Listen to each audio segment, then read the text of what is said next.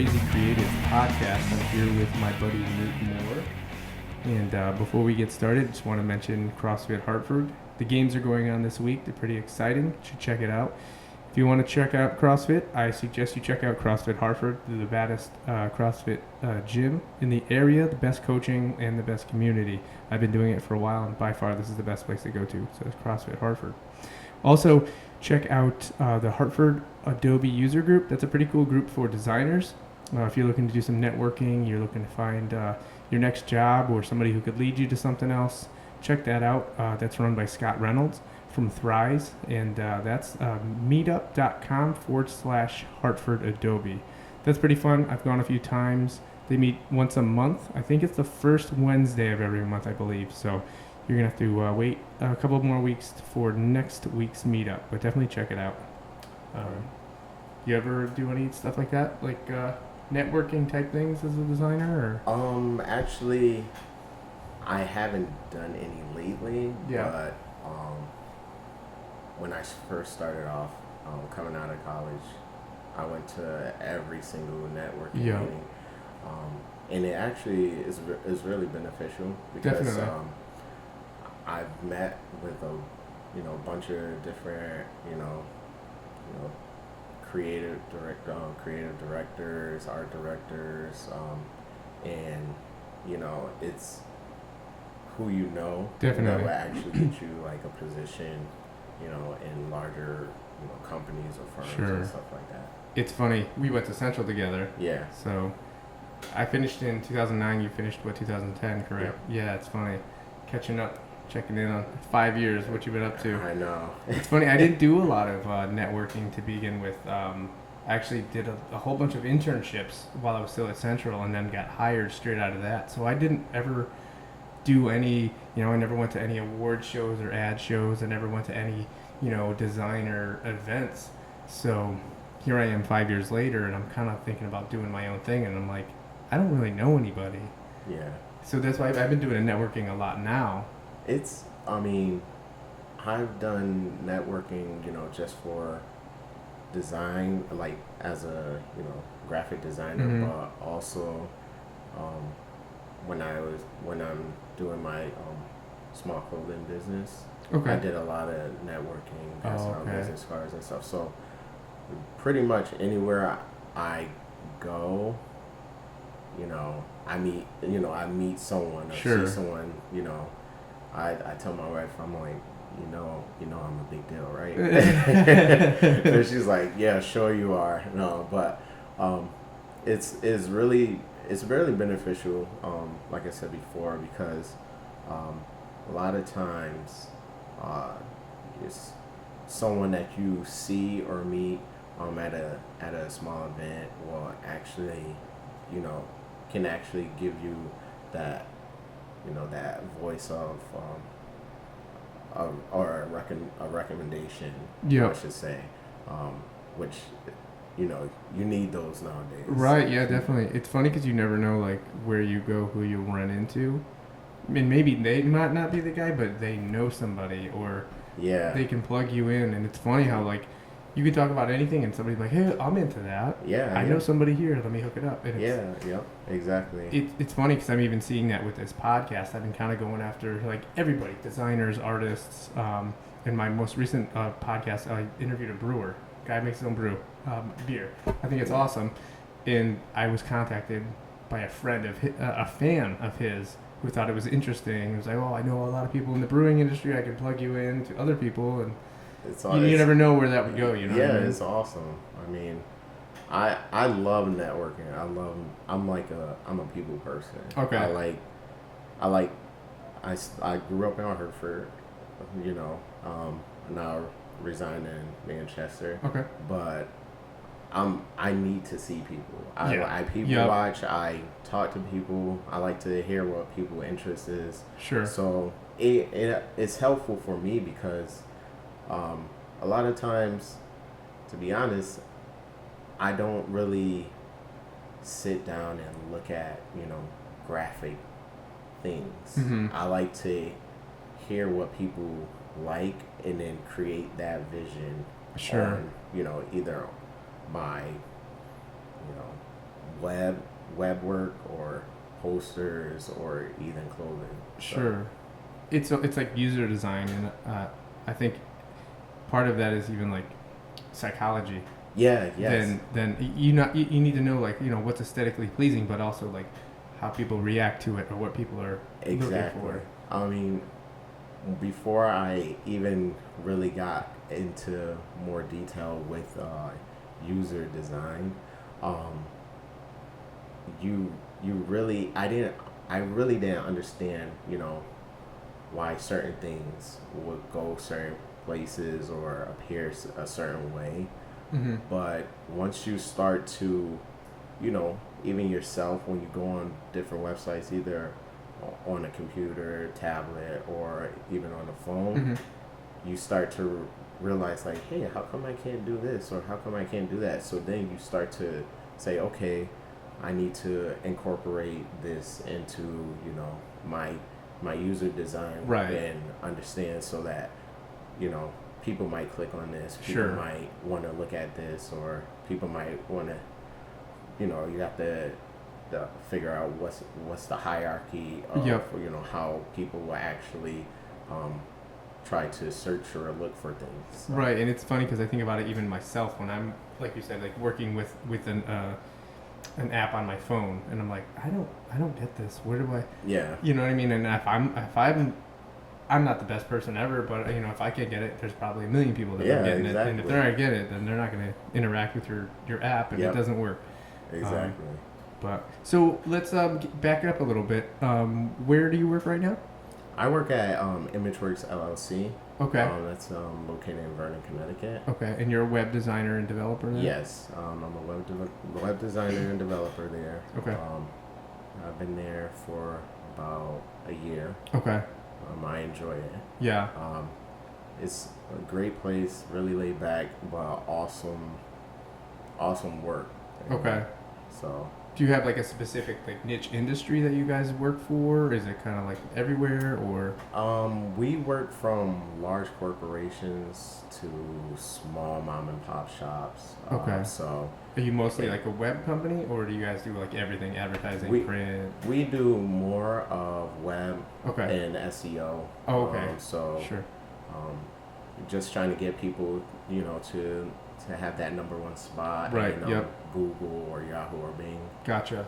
So we really try to dive really deep into that. Gotcha. Sometimes we might do a couple print ads, but not. It's only if a client comes to us and asks us, hey, do you guys do some print ads? Gotcha. So I think you're gonna see a lot of that going away, anyways. I mean. Yeah. It's funny because I'm putting myself out there to be a freelance designer, and the first thing everyone ever asks is, "Do you do websites?" Website. Nobody ever asks, "I need a print ad." I mean, I just don't think the return on investment is there. You know what I mean? See, the thing is, everyone is starting to use, which actually it's funny that you said that, because we had a client that came to us. And they asked for a one-page website. Mm-hmm. And we're like, and basically the one page that we came up with was pretty much like a poster, a online poster. Okay. Of the person. They just want, something that looks really nice, little information about themselves, and that's it. Mm-hmm. So, I can see print is really dying. Yeah. Which kind of stinks, because I love print. Yeah. I love, looking at, the look and feel and of like a poster, or, right. Yeah. Maybe just a tangible object. Yeah, you can like feel the paper. Or yeah, something, exactly. Like, yeah. I like to. When I get a print ad, I like to hold it and really try to incorporate myself with it and how it makes me feel. So that's one thing that you really lose when you start going more of digital work. Sure. So. But I think packaging will never go away. Oh no. We'll always need packaging. Oh, I mean, you no. always have to put the thing in Yeah, something and make it look stand out. Packaging, honestly, packaging design for myself. I love it. I love it because that's something that I can literally like.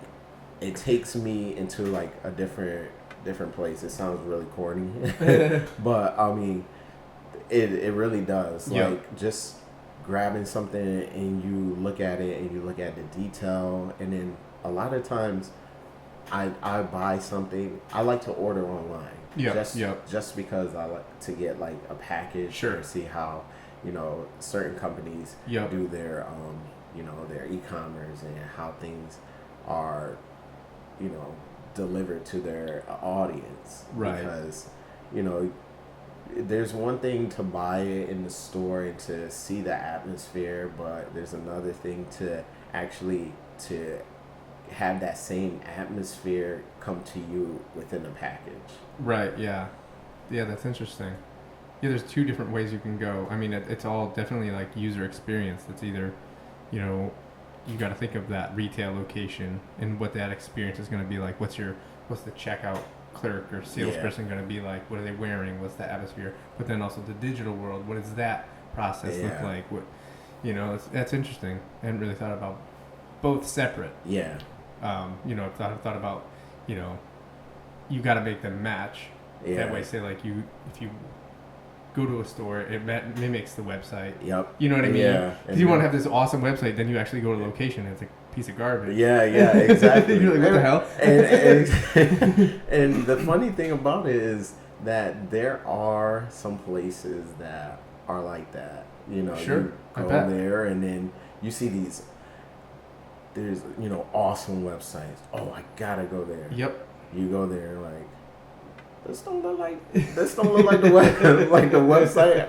Where's that feeling that I had? Right. So, I mean, that's why I always look to like places like Apple. Yeah. Like their website in the store. They're like it's the same exact experience. Seamless. Yep. And it's great because I admire Apple because their simplicity and design.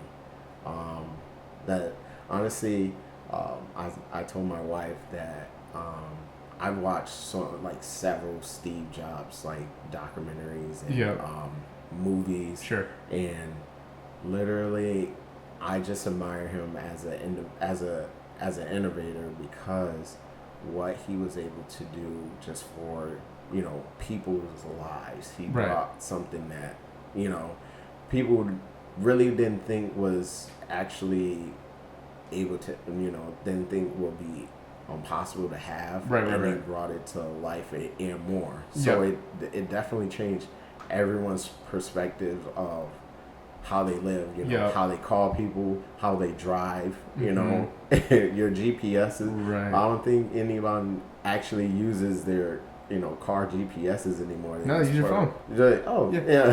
And I think a lot of that has to do with he knew that design was important, the experience was important. He did you hear the story the first prototypes of the iPhone? They had a plastic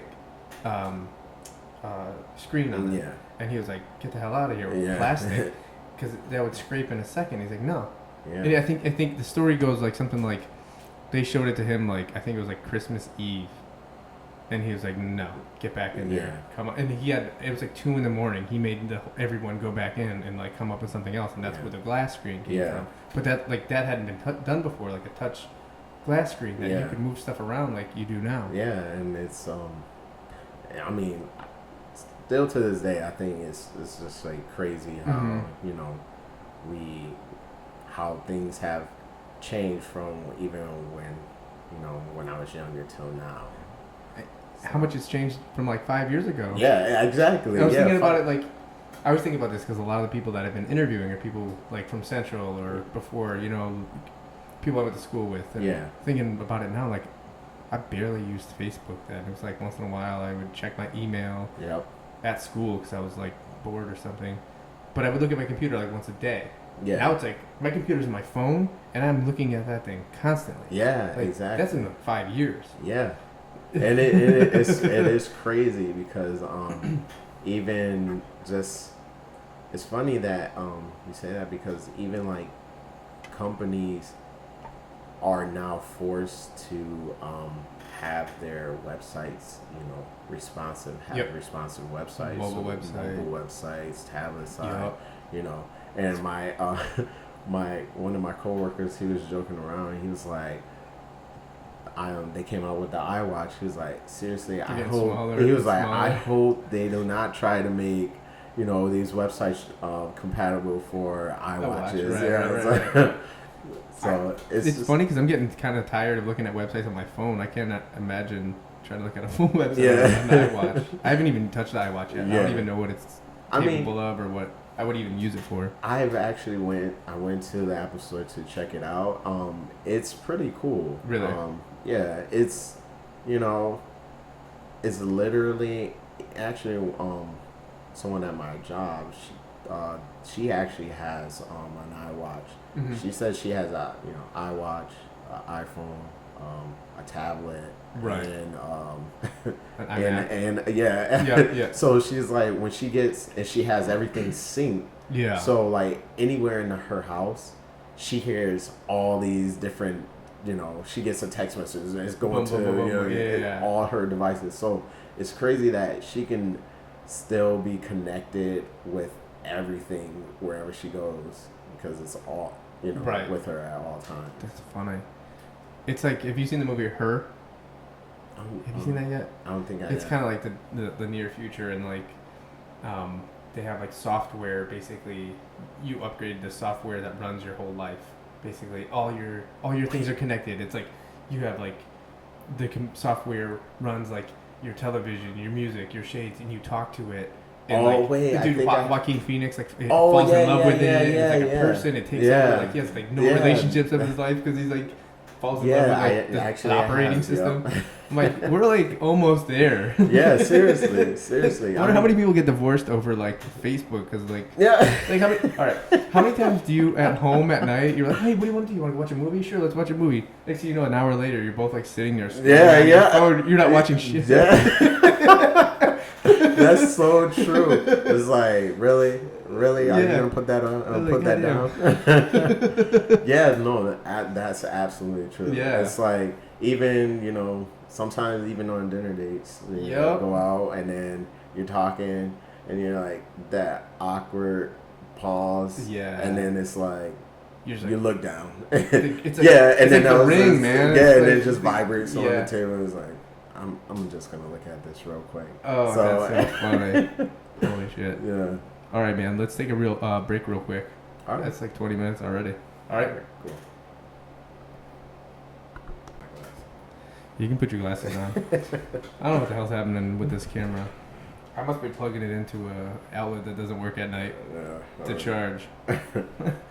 I swear to God, like every episode, like something is bad, or I forget something, or like like one time I forgot like this microphone.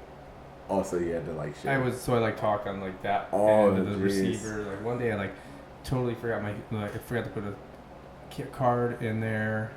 One day I forgot to bring the camera. One day I forgot to put the battery in. Like it's like always something. Yeah. So I need this thing to start making money and like get an assistant to help me like organize everything. It's hard to like do it all and like trust me. Do all the like the logistics at the same time. It's ridiculous. When honestly I started off with my company Aviator. Talk more about that. What's your company? It's called Aviator Nathaniel Moore III. Okay. And basically, it started off basically with a friend of mine's. We were sketching different logos because we wanted to come up with a clothing line. I love fashion. Okay. I've been to Fashion Week one time. Oh, no kidding. So I've experienced it and just to be around it and I used to go to New York a lot. Just on Fashion Avenue. just to, go check out fabrics and, just to be, I'm sorry, I said Fashion Avenue, the Fashion District. Gotcha. Just to be around, what's going on. Yeah. But that stuff moves quick, so you have to be like. Yeah, it does. Different trends and what's good, and so what I started off when we first did like a few sketches. Wasn't really agreeing together on what the company look and feel was. So what I did was I brainstormed a few things just on like timeless, clean, crisp, uplifting feel, and then kind of just did some research, and I sketched out a Aviator plane, and I felt and in the direction of pointing upwards, so it gives that positive, uplifting, striving for success. Sure. Some symbolic symbol, and then after that we kind of just went out and started getting scarves made. Was doing that in my just making scarves in my basement. Okay. Yeah, so I was making scarves in my basement, and we went on Facebook, had one of my photographer friends take some pictures, went on Facebook, and literally just we were trying to promote what we're doing, but we were getting sales off of Facebook. So that's cool. Like people were messaging me like, how much is this? I'm like, this amount, and then I would just package it up, and mail it out. Okay. And then from there, my friend was like, you know what, we should build the e-commerce site. Okay. And that was like my earlier stages of doing web development, and so I designed the website, built it out, and built out an e-commerce site, and we just were getting sales left and right off the e-commerce site. And I know how it is, because literally I was making scarves or getting shirts made, sewing on tags on the shirts, and packaging the product to have the similar feel of the site, and shipping them out. Sure. So it was one of those things that was like nonstop, and just trying to handle everything as far as the business aspect and designing and packaging, like the logistics of it, and maintaining the site, and, it's a lot. Doing the marketing part of it, and going to network with people, networking, going to networking events and talking to people, so gotcha. It was.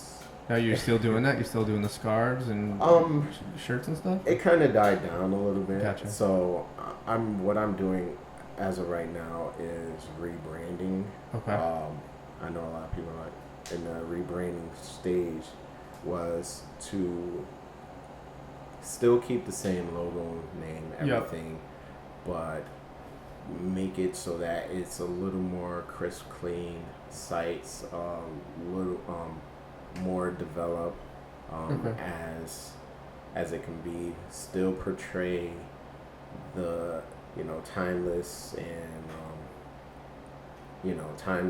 uplifting feel, but keep it more simple. Gotcha. As I've grown as a designer, as a graphic designer, so my earlier site was great for when I first got it, developed it. Okay. But you grow as a designer, you understand what people want, and look and feel of things. So that's right now. That's where we're at the rebranding stage. Gotcha. So You like always like develop as a designer. I feel like if you're not growing and you're like getting stagnant, that's when it's time to like do something else. yeah, Change your location, get Yep. another job, do something different. Because like even for myself, like I look back on the things I did like 6 months ago, and I'm like, oh man, yeah, that was garbage. yeah, exactly. There's things that I look back at and I'm like, oh, this was so awesome. And then You love it at the time. yeah, and Yeah. then I look back and I'm like, I could have changed the color. I could have changed this. You know, this doesn't look right. I don't even know why I did this. You know? Right. So it's one of those things that you like. I try to learn and grow, especially as a designer. Sure. It's funny you mentioned Fashion Week. I had a woman on a couple like last month. Her name is Jen Jacobs. Mm-hmm. She lives in Hartford, and she's an artist and a designer, and she makes all this custom like burlesque type clothing. Oh, okay. And she makes these pasties Yep. for women, and they're like all these crazy things like flames and pot leaves and ice cream cones. And like Miley Cyrus got a hold of them Oh, and wow. has been rocking them. She wore them at Fashion Week. Like she showed up topless except for those pasties. Oh, wow. So this woman, Jen Jacobs, was like, "Holy shit!" She's like Yeah. making them in like her like studio in her house over there, and somebody sends like a image on her phone like, "Yo, Miley Cyrus is rocking your pastries." You know what I mean? Yeah, She's like, that's so holy crazy. shit. That's crazy. Actually, and it's funny that you said that. There's an actor. What I did was I send out messages to different actors. Mhm. It's so great as far as social media because you can get a hold of different actors or comedians or anyone. Sure. If it's not them, you can get a hold of their assistant. Okay. And I'm not sure if you're familiar with the actor Lance Gross. He's actually was currently casting on like the newer episodes of Grey's Anatomy. African American guy. Okay. But he's actually he's a photographer. He's Okay. a photographer / actor. Okay. But he, I sent out a message to him, and he was like, "Man, I love your stuff. I would, and I'm like, oh, cool." And then I'm like, if you want, I can always send some stuff out. Sure. And he was like, "Yeah, I'll let my assistant, get a, Sure. email you, address, whatever." Yep.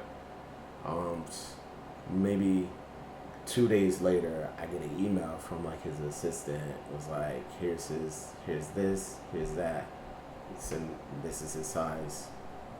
So I sent him out like a bunch of stuff. Yeah. I had like t-shirts, I had like sweatshirts, I had hoodies. I just sent him out a bunch of stuff, and all you need is like that one celebrity like stamp of approval, and that could set you off. Literally, maybe I sent it out maybe like, I don't know, maybe 4 or 5 months later. I kind of forgot about it. Right. I just thought it was like awesome that he even he responded. Yeah. So I sent through like 4 or 5 months later, like I see an Instagram picture of him speaking at like a college wearing my sweatshirt. Oh, that's awesome. I'm like, oh my god! Like I literally, because I was waiting for my wife she was in the store, so I was sitting in the car, and like I literally was like yelling in the car. That's and funny. And my daughter's like, "What's wrong, Dad?" And I was just like, "Yes." And like, so it was like one of my best moments as doing the company. Gotcha. Just to actually having an actor wear something. I didn't think he would actually post a picture of him wearing it. I just figured he'll probably wear it, and then maybe a couple of his friends will say, "Hey, where'd you get the shirt?" I'm like, "Oh, I got it from this guy. Check him out." But he posted on he posted on Instagram and Twitter. Okay. And I just reposted and. Did you see like an increase from something like that? Or? I did actually. Oh yeah. Yeah, I did. I got an increase as far as fans, Mm-hmm. which my fan base actually went from about 500 to 1,000. Like that. Right? Yeah.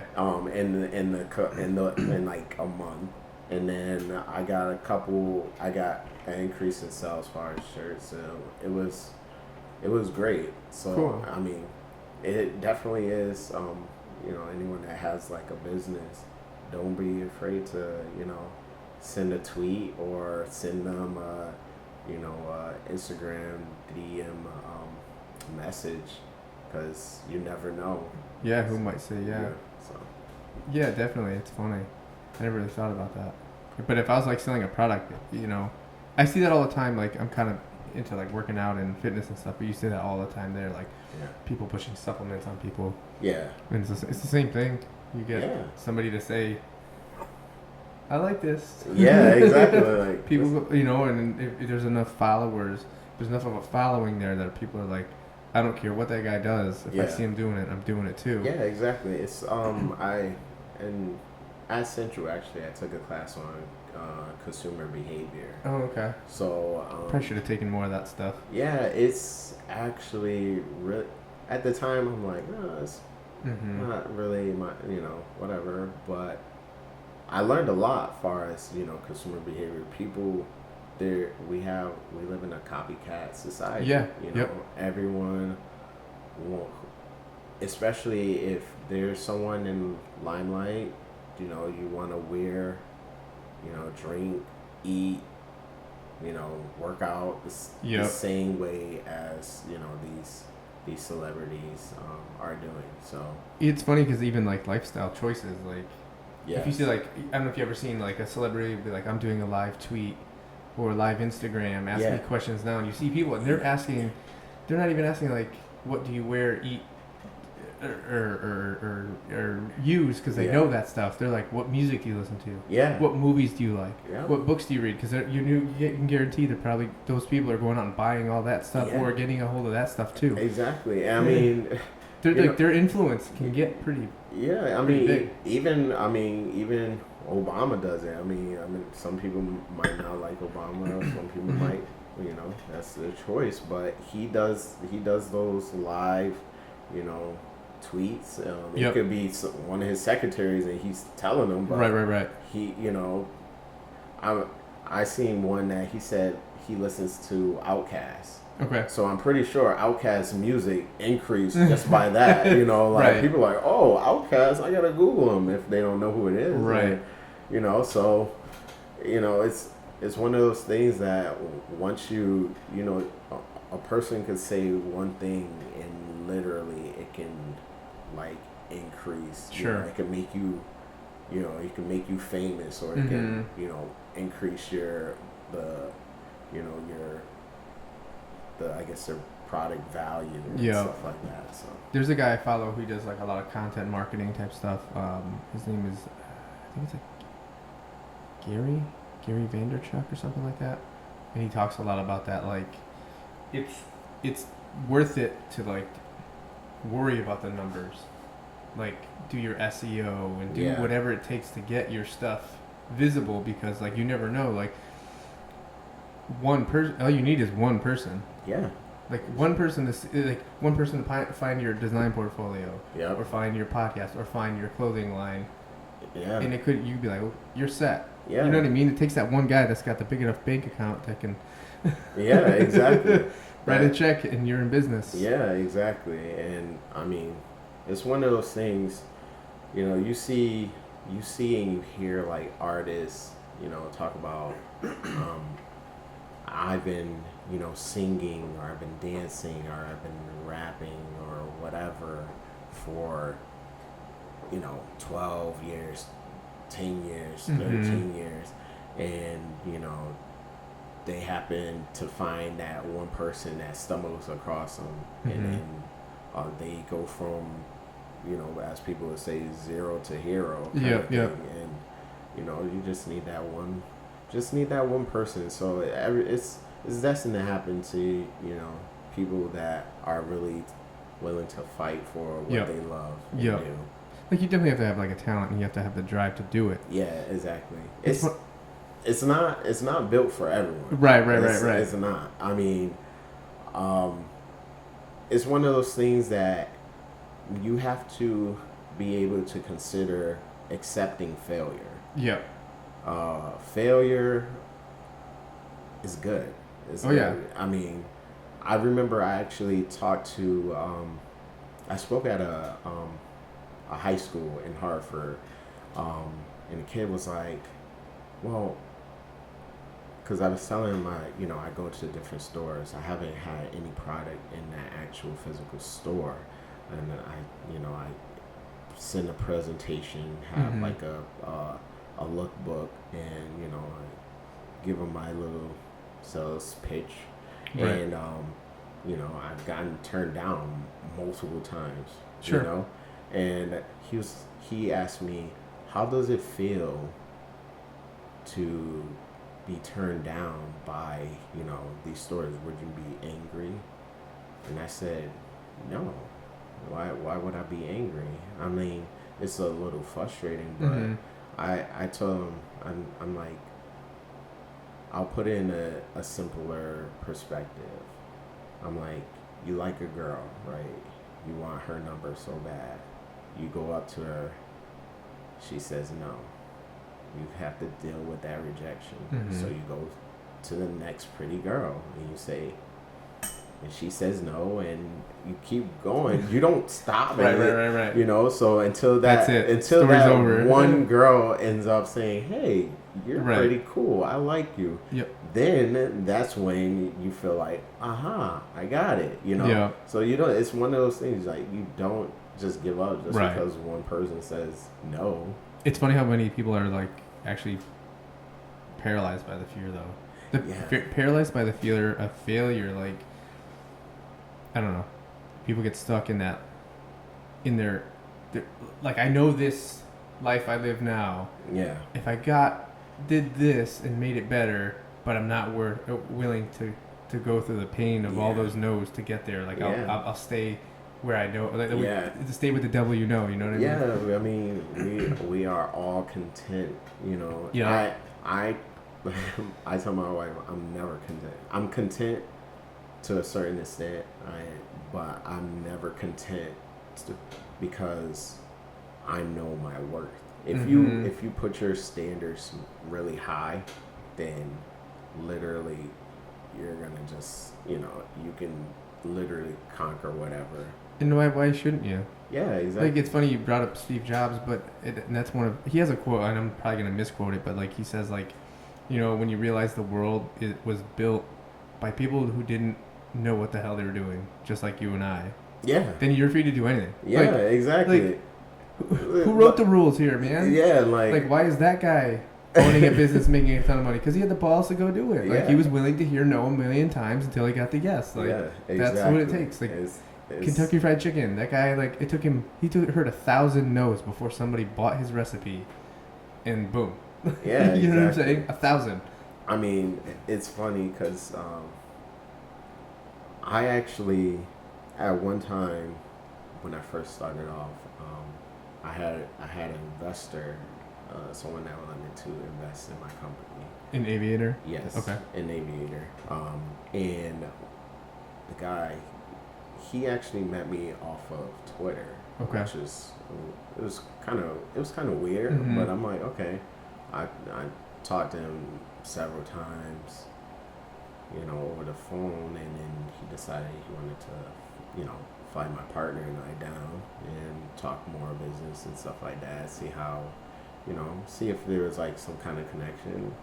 We were flown down, stayed in the hotel, and treated right, which I thought was awesome. I felt like felt like $1 million. And we talked business, and then came back, and we just couldn't get past this whole contract part of it, which wasn't sitting right. I had this gut feeling to not do it. After looking at the contract and having a lawyer actually look at it. Sure. It just wasn't something that just didn't seem right. Sure. So it was one of those things that I could have just jumped on it and just took whatever he gave me and just said, I can sit back and relax and not really worry about it. Or I could have, just said no and continue struggling through what I'm doing with it now. So it's one of those things that a lot of people always, when they hear me talk about it, they're like, "Are you crazy? Like, I would have just took it." But I'm like, one thing, it's my name because it's Aviator Nathaniel Moore III.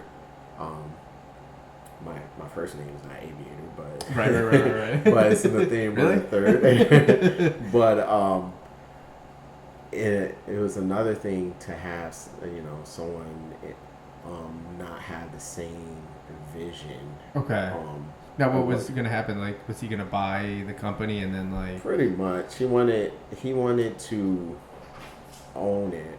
So the company you were talking to, they wanted to buy Aviator from you, and their vision didn't match your vision, so you said no. Yeah, I had to because there's just one thing that I wanted. It was one of those things that I guess it comes back to what Steve Jobs was about, is to leave some kind of positive, legacy. Something that if it wasn't, if you see any Steve Jobs movie or documentary, if it wasn't part of his vision, he had to get rid of it. Yeah. If you weren't on board, from having different fonts, right? He fired the guy right on the spot just yeah. because he was like, fonts, really? Yeah, he fired him right on the spot. So it was one of those things that, right, if your name's attached to it, down the line it was gonna. Exactly. You're gonna regret it, cause. Yeah, exactly. I didn't want it to be something that wouldn't reflect positively. Okay. Yeah, I mean that makes sense. That's funny. It's funny when I think about like, I don't know. It's like we all have something to sell. You know what I mean? Like, whether you're selling your clothing line or I'm selling my design abilities or your artwork or whatever it is, like you're even trying to sell yourself to get a job. Like we all have something to sell. Yes. And I guess that's what it's cool that you have like that networking, opportunistic ability in quality, because I don't think a lot of designers have that. I think a lot of designers are they're happy being like, oh, the quiet designer in the corner that lets their work do the talking. But it's like, man, all right, man, but you could be the best designer in the world, but if you don't tell anybody, what does it matter? I know I'm not the best designer, but I'll do everything I can to get myself out there, put myself in a better position to be employed or be hired or whatever. I consider myself not just a designer, but also I consider myself a conceptual designer. Okay. Because there's a difference. I feel there's a difference between someone that can design, have like a theme, but there's someone that's different. The conceptual designer comes up with, a concept, can take that concept and can literally alter your perspective or your lifestyle on whatever it is. Okay. And I really dig when I design, especially if I'm designing for myself. I dig deep. Sure. And I literally research and try to find, just anything or that will allow me to incorporate it into my design simple Right. Yeah. with simplicity and literally that it looks seamless. Like Yeah. there's no like actual thought process. Right. Yep. So it's a little confusing when you think about it, but it's like something that when I design, I'll give you the meaning behind it, and then when you look at it, and then people are like, "Oh my god!" Right. You know. And so a lot of times, especially with the clothing, I used to put for the description the I guess my methodology of what I did or the conceptual thought Sure. I put behind it, so that people will actually not only just see a product but understand the meaning behind it. Right, and then it kind of like it attaches a person to that product. Exactly. Like, you know, there's like this big. I feel like there's this kind of push to like for like buying local and like supporting local designers and artists and you know, artisans, people who like brew your beer and make, you know, there's these guys on in Hartford are making like shoes by hand and stuff. Oh yeah, the brothers Chris. Yeah, and it's like awesome. There's something interesting about like I like that we're kind of, I feel like we're getting there's a push back to that, like yes, knowing the person that is making your thing, building a relationship and almost like this emotional connection, and you feel obligated to buy something from them or support them because they are your local community, no longer like just dumping money into that humongous conglomeration. Yeah, exactly. That is like soulless. And I'm all for you know, American made. I love having things that's American made because, you know, a lot of the larger companies they have a great product, but you lose far as American value when, you know, a lot of the stuff is made like Indonesia, right, or, you know, China or India and stuff. And not only that, in a lot of those places they don't even pay their staff enough to even buy. Yeah, exactly. It's like, man, you're losing on both ends. You're not allowing American workers to earn a living making the stuff that you sell, or are you paying them enough to even buy the stuff that you're selling? It's like exactly. And it's like if we, you know, employed or have more people or even taught people that, you know, don't even have really the, you know, seamstress ability, but they can probably learn, they can probably get, you know, employment and provide for their family, you know, making an X amount of dollars, and you might be paying a little extra for products to be made, but there's a sense of value to your product. It's American made. You support American, you know, support American employees and everything. It pretty much increases, you know, economic value. You know, and make people, you know, like, it sounds corny, proud to be American. Yeah. So it's one of those things. And it's funny because I've been interviewing a lot of those people, like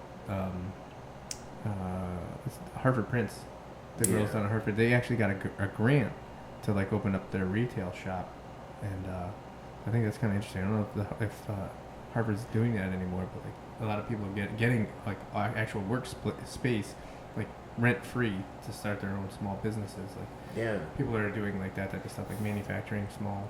Yeah, I mean items. it's great. I love Harvard Print because their product is literally handmade. I've actually I didn't go to the actual retail location, but they had something last year where they showed the example of how they do a lot of their prints, and you know, it's great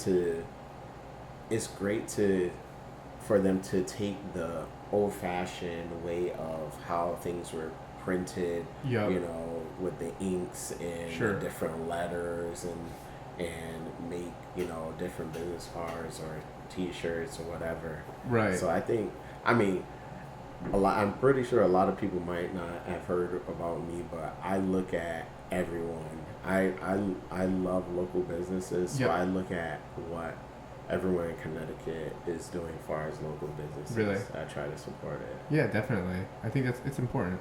I mean, it's only going to come back to you, like, if you can support some of the local people, you know what I mean, like we were saying. Yeah, exactly.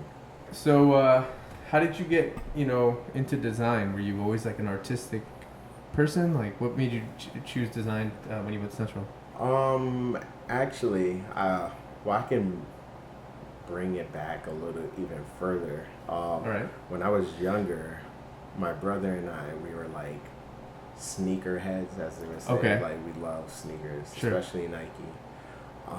So we used to actually draw mock-ups of different sneaker designs, and then one day we ended up mailing it out to Nike Mm-hmm. with like a long list of different color attributes and everything. And then Nike mailed us back actually and was like, "Thank you for sending your sneaker designs or whatever. Unfortunately, because different patents and stuff like that, we won't be able to design your product, but we think it's awesome that you guys sent us." So right from there, that was like, oh, cool. They actually, That's funny, yeah. How old were you? We were probably like maybe my brother and I are 3 years apart, so I want to say I was 14 and he was 17. Okay. So that was like from this right there. Mm-hmm. So then actually my brother had they had like the science fair or something where like people from different companies actually come in, and I believe it could have been even earlier, but my brother, he created these sneakers with springs in them. Okay. So at the time, there were no sneakers with springs in them. Okay. And there were like different reps from large companies there. And my brother had like a presentation, and I think it was a rep from Nike that actually was there too. Like just to see different. And literally, he had designed a sneaker, like an old pair of sneakers. He showed that there were like springs in the back of the sneakers, so like you could jump higher or whatever. And then maybe 2 years after that, they came out with the shocks, the Nike shocks with the springs in them. And I was like, dude, they totally stole your ideas, literally. And he was like, yo, I know they must have. He was like, I'm like, what's the odds that you literally design these random sneakers with springs in them, and like literally 2 years later, they come out with the Nike shocks with springs in them. That's crazy. I was like, did he have like he didn't have it like no, or nothing? No. But it was so crazy that I was like, and people were like, it's probably like a coincidence. I literally think it's probably not unheard of. I know. So I'm just probably happens all the time. Yeah, so I'm just like, wow. But going back to the question, I actually wasn't really too artistic. I had, a good sense of, art and what I like. But I actually started off in computer animation because I wanted to be, part of that Pixar staff. Yeah. So I started off at Mount Ida College in Newton, Massachusetts in 2006. Okay. And it's a small school. At the time, they had just became like a co-ed college or whatever, so it was a private college. I think I talked to somebody else that went from there recently. Oh, really? Anyway, sorry, go ahead. I mean, my eye sticks in my head for some reason. Honestly, there's been a few people that have gone there and that like I run across them like, oh wow, you went there too. So yeah, but I went there and then I ended up deciding to transfer, I just didn't want to be there anymore. Just I only spent like 1 year there. Okay. Because I talked to a lot of my professors, and they were just like, you know, if you want to do this computer animation, you have to be like the best of the best kind of thing. And at the time, I didn't really. It was like I didn't know if I was gonna. Right. I wanted to do it for a job, but I didn't know if it was like I was the best of the best. Okay. So I ended up transferring to Central. I was gonna end up becoming like an art teacher, going to school for like fine arts or something. But that needs an MFA, right? Yeah. So I was just like, no, I really don't want to do that. So I'm like, you know what? I'm just gonna do graphic design. Yep. And it's kind of like pulled it out of the hat kind of thing. Right. And Okay. I started off like struggling with it, but I guess the teachers probably seen some ounce of design in me. So essentially you have to take that class to get inside the actual program. I actually passed it, which I stressed like that whole semester trying to get into it. Yep. I actually passed it, and I was like, wow, I'm in it. Mm-hmm. So then I really took it really serious, and Yep. then from there, just having the teachers there, the professors, just increase my eye in design, Sure. and really helping me mold me into the person that I am now as far as a designer. So Yeah. I didn't think I liked the way that program was. It was tough. It was. wasn't easy. It was extremely hard. I'm not even gonna lie. Like, and it's different too, because like at the end you have like a book of work that you have to go try to like sell to somebody to hire you. It's not like you get like a business degree and you can walk around like, I have a piece of paper. Yeah. Okay, you're hired. Now it's like your work literally is is packaged up. They don't have to give two shits about you. They look at your work and be like, nah, get out of here. Yeah, exactly. You know what I mean? Like, man.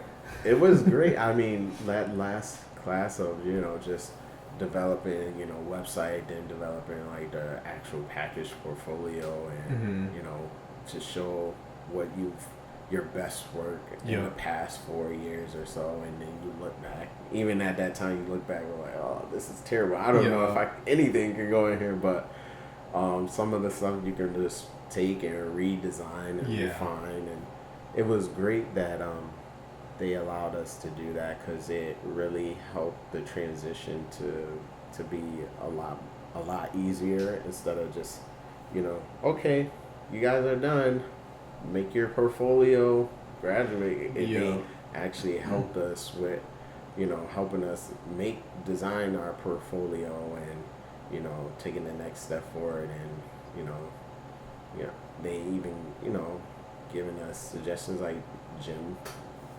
Bryant. Jim's great. You can email. I emailed him recently, and it's funny that you can email him and he still remembers you. Oh yeah. I'm thinking like 5 years. It was 5 years ago. And how many people have gone through that in 5 years? Probably a few. Man. Yeah. So and I'm just like, he actually oh hey Nate, how's everything? Yeah. I'm like, I'm in contact with a lot of people still. Yeah. From school. Nikita. Yeah. I talked to him quite a bit, and then I talked to Sue actually. Oh really? She's reviewing my capstone for my master's course. Oh wow. So I went after people who I kind of value their opinions. Yeah. She's at the Art Institute in Virginia or something right now. Yeah. And I once I left Central, I seen Professor Wang. Okay. I seen him probably once or twice. I ran into him a few times, out of nowhere. Yeah, he never remembers me. Really? He's like the best one. He was hilarious, man. He was awesome. Yeah, he never. I don't even think he would probably remember me even when I was in his class. That's but so funny. he was literally. He was like Yoda. Yes, the thing about him is, he will tell you, Nikita was like, you need to work on this, refine this. he would tell you, like, Professor Wayne would say, that's just not good design. This is not good. Yeah. That's just not good. Yeah. You're like, wow, what the? Yeah, he'd always break out something like some like Eastern philosophy in the middle of class and like blow your mind. He'd be like, when you look at you're driving down the highway and you see a wheel and you know it's moving forward, but you look closely and it looks like it's moving backwards. That's what design is. Yeah. And just like we're like, what? What does this mean? I don't know, but it sounds awesome. Yeah. So he was great. So I mean, definitely, I valued his opinion. I think his critiquing allowed me to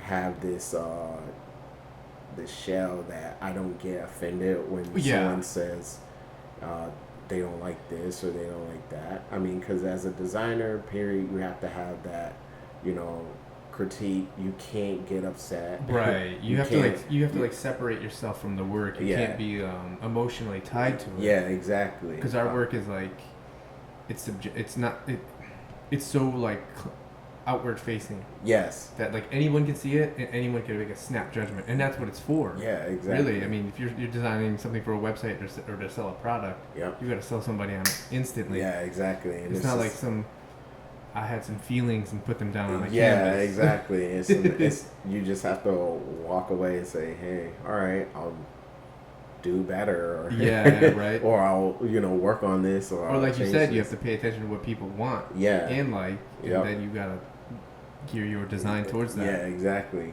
I mean, there's you can design for yourself and just design for sheer pleasure, and it was like, wow, I think that looks great. And then you have to design for like people. You're taking people ideas and saying, you're basically taking what people have, their perspective on things, and using your perspective and your ability to design to portray what they see. Mm-hmm. And a lot of times you're not going to get, especially on the first time, you're not going to get what someone is like, oh, I want this site to look like this, and this. I want it to have this, and then you design it, and you also are, using your professional skill and your eye and improving what they're telling you, and then you display it to them, and they're like, I wasn't really looking for that. Right. So it's one of those things that say, okay, well, let me refine it. Let me try to at least get it close to what you want, or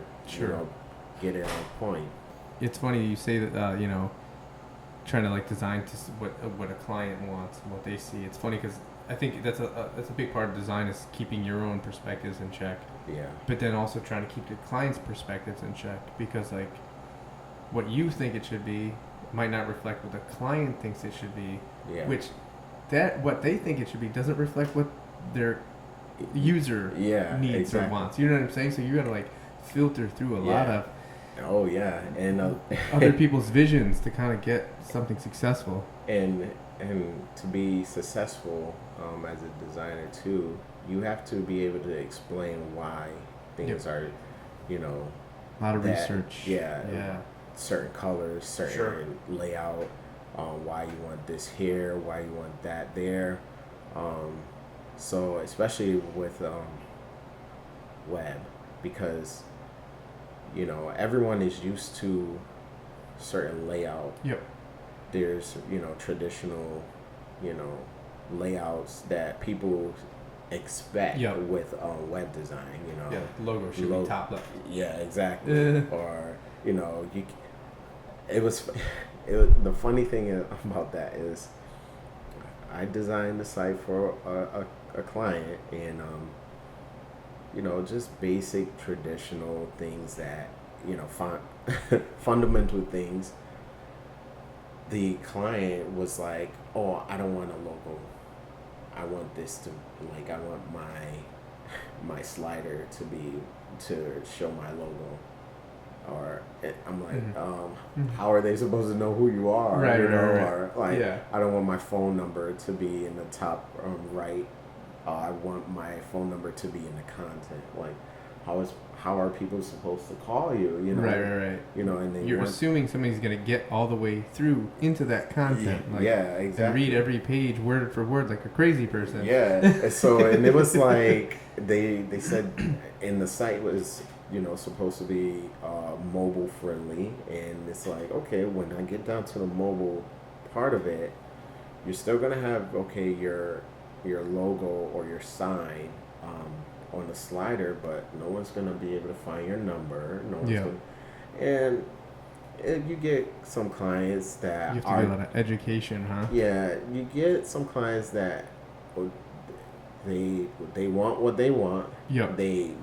Even with your professional advice, you let them know, and if they still want it that way, you just all yours, man. Yeah, exactly. You just have to give it to them. Yeah.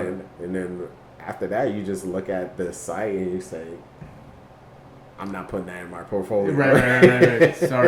Sorry, you're not gonna make the cut. You know. Yeah. So it's just one of those things that, but it's, you know, it's great. I enjoy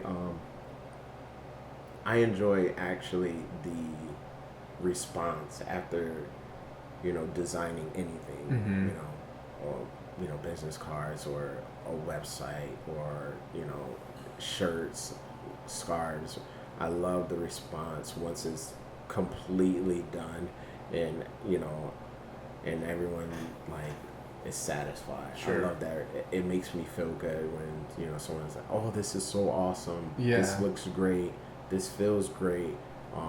You know, I would like more, or I want to do more business with you." Sure. So that right there, I think gives it lets me keep going as a designer. You need that little push. Yeah, exactly. Once in a while. Sometimes because you get criticized so much on how things look that you start, after a while, you start to feel like, man, am my designs like really even good anymore? Right. Like, am I am I even worth the look at myself in the mirror as a designer? I know so many more disgruntled designers than I know happy ones. Yeah, that's for sure, so man. it's just one of those things. It's because it's like, you know, you can spend like 20 hours like killing yourself on a design. Somebody will come by and in like a fraction of a second be like, I don't like it. Yeah, like, dude. Yeah, come on, man. Yeah, exactly. Like, I just created this out of nothing. You literally gave me a blank slate. And you just, I don't like it. Why? Yeah. It just doesn't feel right. It's like, man. What doesn't feel right? You know, or you get people that gives those all the time. Those descriptive words that you have no idea what, like, make it pop. Yeah, make it pop. It doesn't have that pizzazz. Well, please tell me what pizzazz. Is pizzazz? Pizzazz, I see like a top hat flipping around with sparkles. Yeah, all exactly. Over the place. It's like I have no idea what that means. Like it doesn't help. So. Oh man, yeah. It's so funny. I feel like we all go through the same thing. Yeah. I mean, it's great though. I enjoy it. Do you do a lot of your own work, like freelance design, or do you just strictly keep it to work? I do freelance design. I don't do a lot of it, but I do freelance design. Before I started working at ImageWorks, I did a lot of freelance design. I kind of got tired of it at one point because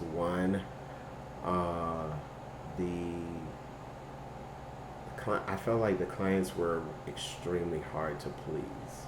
Okay. I feel like at that time everyone felt like they were a designer and they had no idea, or they wouldn't take my professional look on things. And so from there I was just like, I can't do this. Yeah. I had to scale back, and I'm like, because at that point I felt like I was working on things and it was just like, no, This is not even. This is not for me. I'm stressing over this. And Right. So, I mean, You kind of get that everywhere a little bit sometimes. You know, like people that aren't design. I feel like it's funny. Like a lot of times, design is one of those fields where like everyone thinks they know it better than you. Yeah. You know what I mean? Like you wouldn't like your plumber comes in to fix the toilet. Do you tell them how to do it? Yeah, exactly. You go to see a doctor. Do you tell them how to like fix your shoulder or whatever? It's like, but you do a design. Everybody and their mother has an opinion. Yes. Like, well, you should make that blue. You should move that over there. Yeah. It's like, man, what the hell? Like, why? What makes you think that, you know, I just come into your job and say, yes, you put this ligament over here, you put it over there, and you fix it this way. Right. Like, no, I have no idea. That's why I came to you. Exactly. I'm gonna look for, you know, some great professional, you know, advice. I mean, I'm actually working on a website.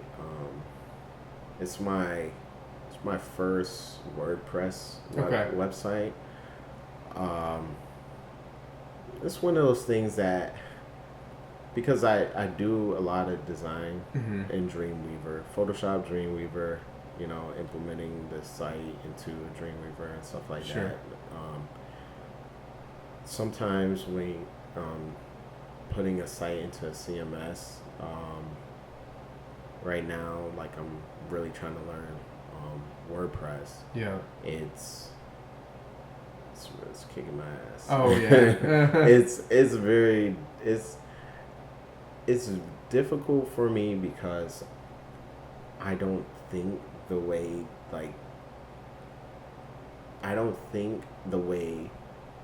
WordPress is made. Okay. It's not made for someone that has a creative mindset. It's certain structure. It's a structure coding that you have to do. It's PHP. Yeah, it's PHP. Yeah.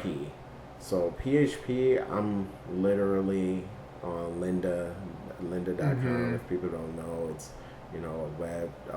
It's for any kind of training that you want, as far as Photoshop, Illustrator, InDesign, you know, any Adobe, you know, that you want to further your learning, and, you know, as far as coding, CSS and stuff like that, PHP.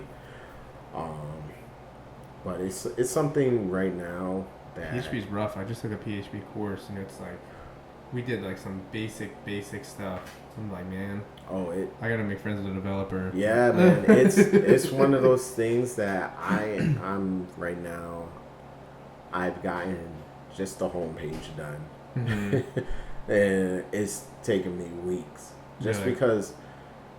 One thing is I'm reading and I'm trying to understand it and everything, but it's one of those things that that is really hard to just grasp. Yeah. So yeah, like we're just talking about PHP. I just took a course in PHP. It's different logic, and it's so much different than I think I ever learned, like just straight HTML and CSS. It's like, you know, pulling data and from. Yeah, it's one of those things that. Databases and all that stuff. Yeah, I'm just not.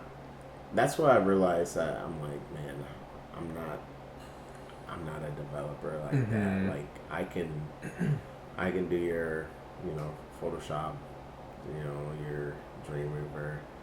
And a PHP is just something that and it's moving so fast that, like, if you're already at the head of the curve, man, it's hard to catch up. It's going so fast. It is. I'm just trying to I'm trying to grasp it, and then now after that, you know, my coworker just did his first I don't know if you ever heard of a Parallax website. Yep. So the Parallax website, you know, that site's been out for a few years now, but it's really popular now. It's like extremely popular, and just understanding that. So, you know, as a developer right now, I am still wet behind my ears. You know, as you see, I'm still, you know, early developer. But as far as a designer, you know, I have, you know, plenty of years under my belt. Yeah.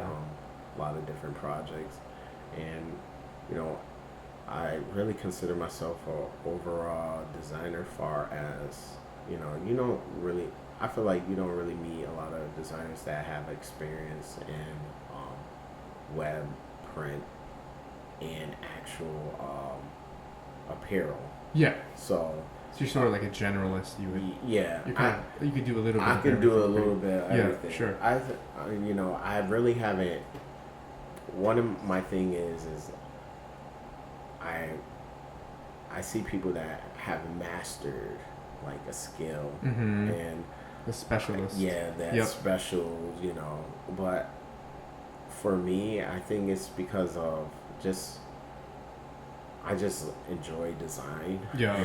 That I don't really try to keep myself in one area. Sure. I mean, it has its flaws for doing that, because then you can't say that well, I'm this. Yeah, you could charge top dollar if you were like a specialist in this one thing. But whereas I'm literally I can do it all. Yeah. So it's just one of those things that it's a little give and take kind of thing. But I mean, I'm the same way. I'm a generalist. I think design school kind of prepares you to be a generalist because then you can go. They can't prepare you for every possible path you can take. Yeah, exactly. And I'm a generalist based on the way I've gone. I went to small agencies where like it was me and like 3 other people, so you had to do everything. Yeah. You know what I mean? Like I just didn't have the opportunity to become a specialist really. Just the way the kind of cards fell. Yeah, exactly. So it's just like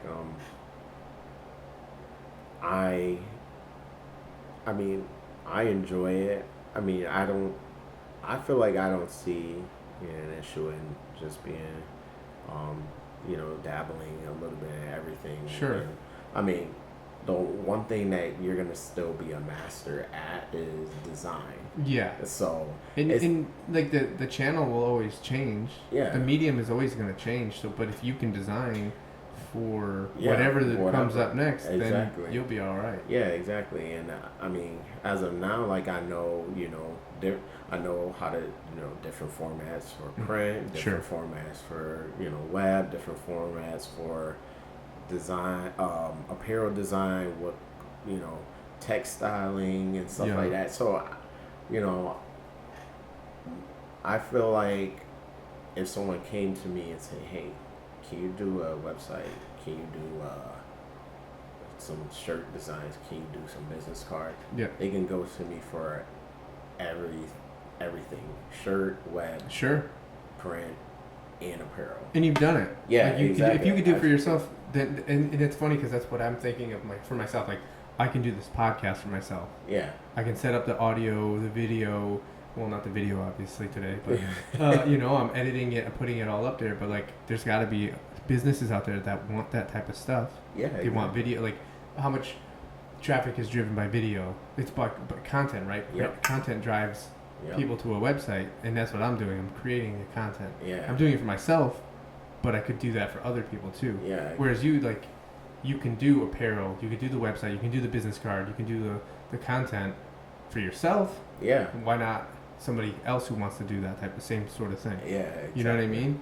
And I mean, you could you could write tutorials on how to do that stuff and sell it as like a webinar. Like start your own apparel company. It's like, here's a tutorial for the website, here's a tutorial for this, here's a tutorial for that, and you can sell it as like a package deal. Yeah. Like people do it all the time. Yeah, and look at anything. And and honestly, I even did. I went one step forward, and at one point in time, I started doing the photography for my. So I was literally like I have. My wife can tell you, like I have the screen. I have the lighting. I have the camera. I edit the photos. I put the photos on the site. So it's a lot of work. Oh yeah. But I mean, and I think that's what the SU prepared us for. Like, yeah, we can do everything. yeah. So, It's almost like you don't even know what you can do. Because we can do it all. Like, yeah. I'm like, what can you do? What do you want me to do? Yeah, exactly. Like, I will figure it out. Yeah, because I'm like, trust me, give me like a month and you'll get the best work. Yeah, right. You know, so kind of Yep. thing. So it's one of those things that you know, I just strive to continue to grow and learn and to adjust to. That's pretty much Definitely. it. I just want to do cool stuff. You know what I mean? A lot of times I see something awesome. I'm like, I just want to do something awesome. That's all Yeah. that matters to me.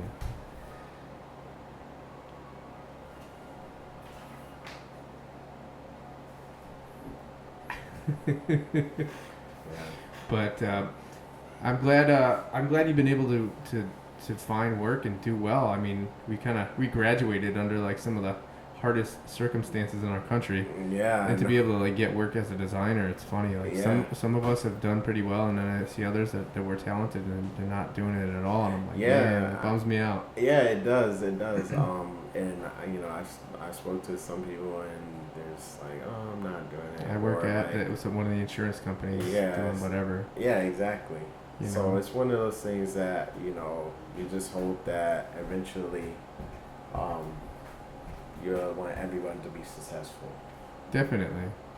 So I'm like kind of getting a hold of a lot of the people we went to school with and that are in the industry still and doing cool things and kind of checking in and seeing what they're up to. You know, some people are doing some really cool work, and it actually inspires me to see somebody that you know doing something cool and doing well, because then it's like, well, if they can do it, I can do it. And it's kind of like exactly. lifts you up, and you know, what the heck.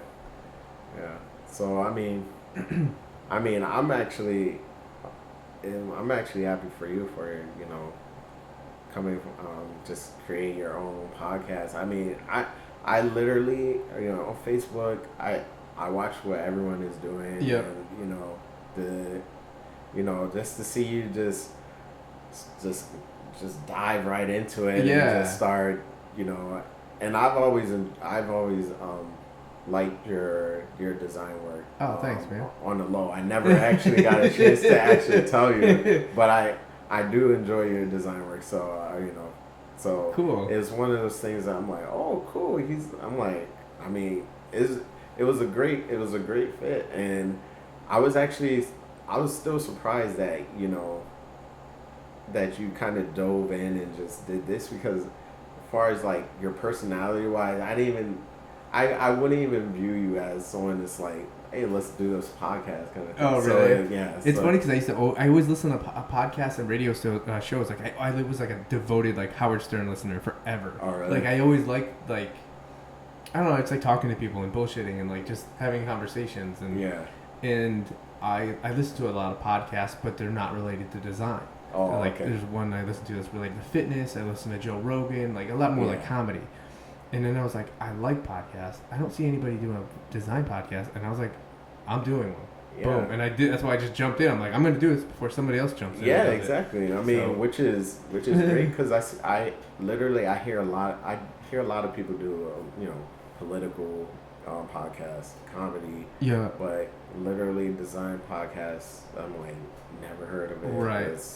So I mean, it's good, because I feel like a lot of designers don't get really.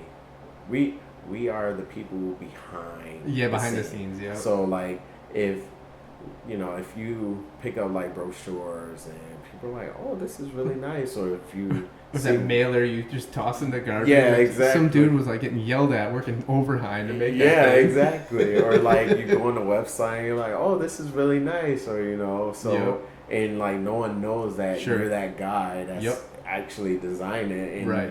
it feels good to, you're like, wow, okay, cool. People really appreciate it. You know, I'm me personally, I'm not a person that, you know, like to be, you know, out there and, you know, up front. I like working behind the scenes. I would rather to work behind the scenes and have someone else take credit for it than for me to be in the front and just, that's just how I am.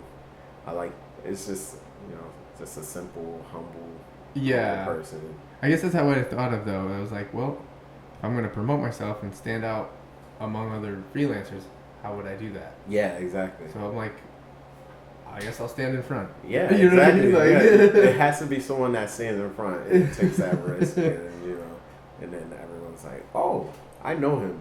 He does the podcast. Right. He does design as well." So, but this has been good for networking for me. Like, yeah, getting it. Like, I'm interviewing people that own their own agencies. Like, if I went to them and said, "Can I show you my book?" I probably wouldn't even get them to talk to me. Yeah, exactly. But now I say, "You want to be on the podcast and have a couple of beers?" Oh yeah. And then it's like I turned it around. I'm interviewing them over beers, and then they're in my phone, and we're texting each other like we're homies afterwards. Yeah. Like that wouldn't, you know what I mean? Exactly. Like if I went in an interview, I'd be like terrified for my life. Now it's like, "What's up, dude?" Yeah, exactly. I'm just like I'm flipping the game around, and now it's like people know me as Steve, the cool guy to have a beer with. Yeah. So next time they need somebody, I might be the top of mind. Like, oh, I got his number right here. Yeah, he's cool. I might work with him. Yeah, exactly. You work with someone. And you work with someone that you are cool and relaxed, and you value their work, and then you'll just feel like a sense of, I know I'm getting great quality work because this person's a great guy. I know him. Yep. So it's building that trust. Trust with people, and that's what it's all about. And people will go, climb mountains for trust. Definitely. That's how it works. Oh, hi. But I guess we could wrap it up here, man. I mean, we've been going, I think, over an hour now. Yeah, it's been a while. Yeah. So, if anybody want to get a hold of you for anything like the Aviator stuff or freelance work, or where should they hit you up? They can email me for freelance work at N as in Nancy Moore MOORE 3 at yahoo.com. The Aviator stuff, Aviator N as in Nancy M3.com. Okay. I'll put links to that stuff online. I'll do a little write up about this. And all right, cool. You on Twitter and everything? Yeah, Twitter. Actually, my Aviator Twitter is at Aviator NM3. And my personal. How about that Instagram? You got that one up? Oh yeah, same Instagram is same thing as Aviator NM3 as well. Facebook is actually facebook.com / Aviator Nathaniel Moore III. Okay. What else? That's pretty much it. All right. Cool, man. I'll definitely, like I said, I'll send the links out, and if you want to check out your stuff, and hopefully get that the Aviator stuff. Redesign going. Man. Yeah, definitely. I'll push that out. Thanks, man. Yeah, it'd be fun. All right, man. Well, thanks for being on the show. Oh, thanks you. All right, man. All right.